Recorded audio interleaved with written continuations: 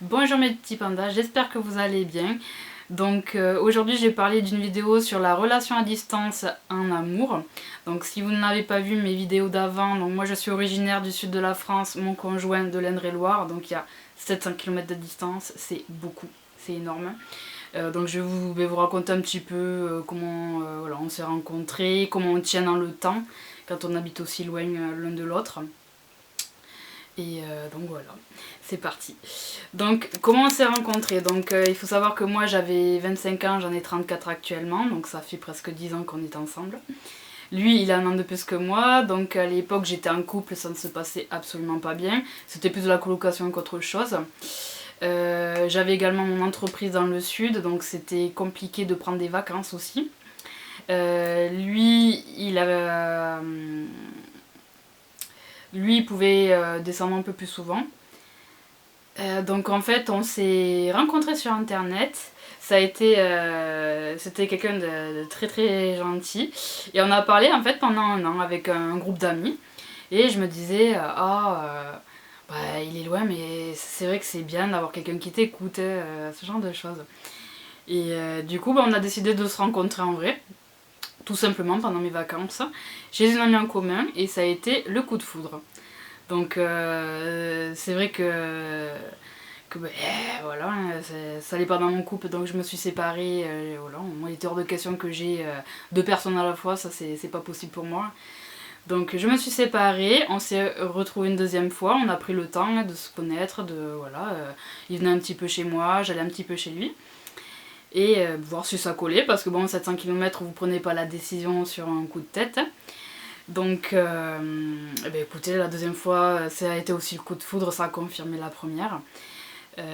Donc, au départ, le projet, c'était que lui descende, me rejoindre dans le sud, parce qu'il y a une entreprise, c'est quand même une grande responsabilité. Donc ça, je ferai une vidéo sur ça un peu plus tard. Malheureusement, pour des problèmes de santé, j'en parlerai aussi dans une autre vidéo, lui n'a pas pu descendre. C'est voilà, assez compliqué.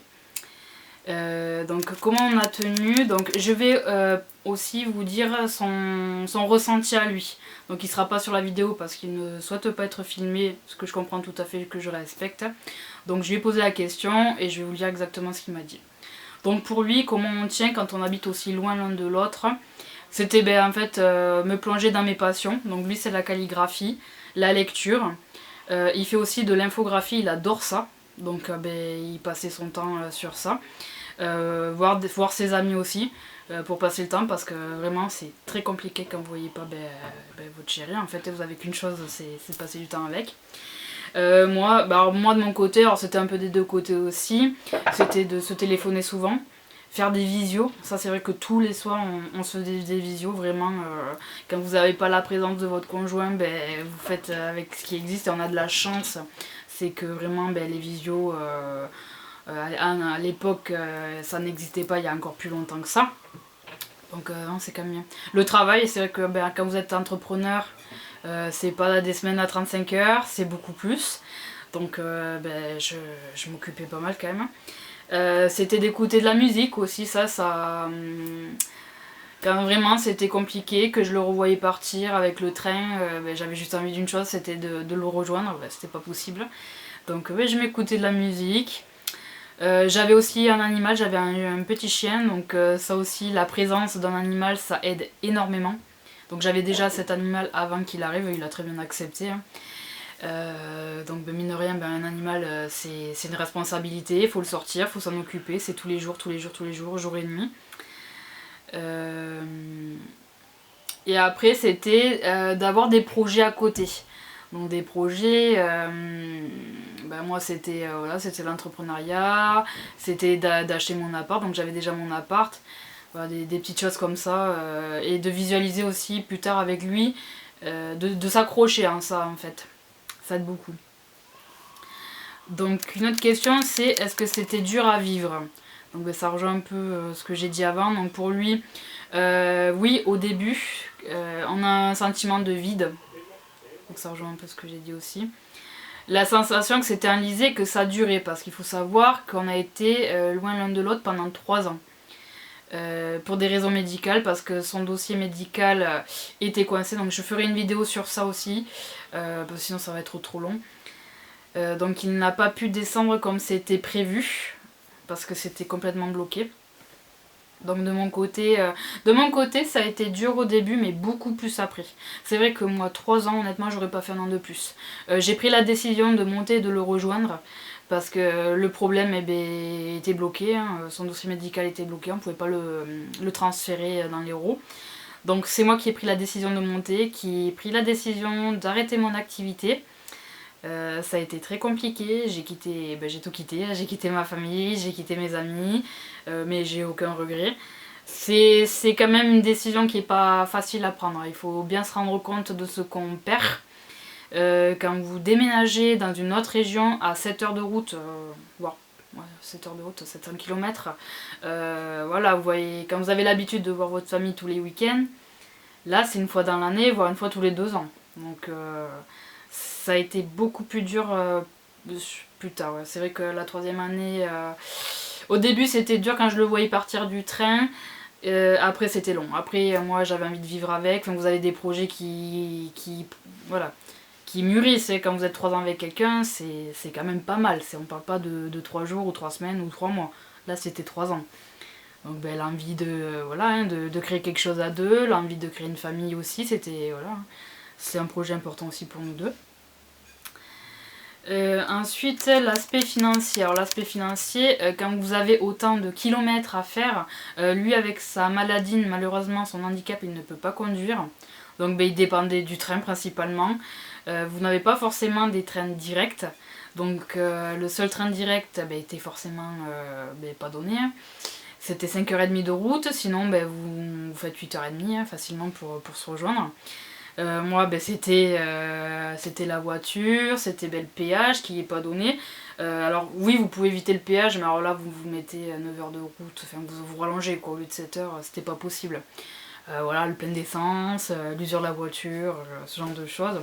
Donc lui il avait quand même, alors ça marchait à l'époque, c'était pour les moins de 26 ans avec la SNCF, vous aviez une réduction de carte grand voyageur.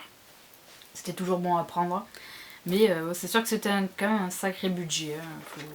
Ensuite, alors, comment maintenir la flamme d'un couple quand on vit aussi loin l'un de l'autre? C'est pas forcément évident. Donc il faut savoir que nous ça n'a duré que 3 ans. On n'est pas un couple, je suis pas par exemple avec un militaire où là il part dans des missions, c'est 6 mois. Là c'est. Voilà, moi je parle vraiment de 3 ans de distance, mais on se voyait tous les 2 mois à peu près. Donc quand il partait, c'était des fois 1 mois, des fois 1 mois et demi. J'avais la chance qu'il pouvait descendre qu'il pouvait descendre longtemps en tout cas. Mais en fait, comment maintenir la flamme, vous profitez au maximum de la personne quand elle est avec vous. Vous faites des activités ensemble, donc peut-être prioriser vraiment les activités à deux. Et ce que vous faites tout seul d'habitude, peut-être le faire quand il est pas là, vous avez tout votre temps en fait pour le faire. Donc moi vraiment je profitais de lui chaque minute, chaque seconde, chaque heure, c'était très important pour moi. Donc désolée, j'ai un souci de caméra, donc je risque d'être un peu plus floue. Donc je disais, casser la routine, vous partez un week-end, vous partez en vacances, voilà, des choses que vous pouvez pas faire quand la personne n'est pas là. Aussi, alors moi je suis quelqu'un qui déteste cuisiner, mais qui adore manger. Et lui adore cuisiner. Donc on s'est bien trouvé. Donc de faire la surprise en préparant des petits plats, je sais pas, offrir des fleurs, faire un cadeau, quelque chose un peu inattendu quoi. Donc oui, je dirais, si vous rencontrez quelqu'un sur internet et qui habite loin, ça sera pas facile à vivre. Faites attention sur qui vous tombez. Vraiment, il y a des mauvaises personnes. Internet, c'est bien, c'est dangereux aussi. Faites très attention à vous. Ça aussi, surtout pour les jeunes. Jeunes et moins jeunes, j'ai envie de dire. Moi, j'avais 25 ans, donc j'avais quand même eu quand même des copains avant, des chéris avant. Mais si vous êtes jeune, faites attention de ne pas tomber sur une mauvaise personne, ça peut vite arriver, surtout quand vous êtes loin et que vous êtes seul. Faites très attention à vous. Donc, et ben voilà, c'est ma petite histoire et celle de mon chéri. Je vous souhaite en tout cas d'être heureux, d'être bien avec votre conjoint, votre conjointe, ou si vous êtes tout seul aussi, des fois c'est vaut mieux être seul que mal accompagné comme on dit. Je vous embrasse, je vous fais de gros bisous et je vous dis à bientôt.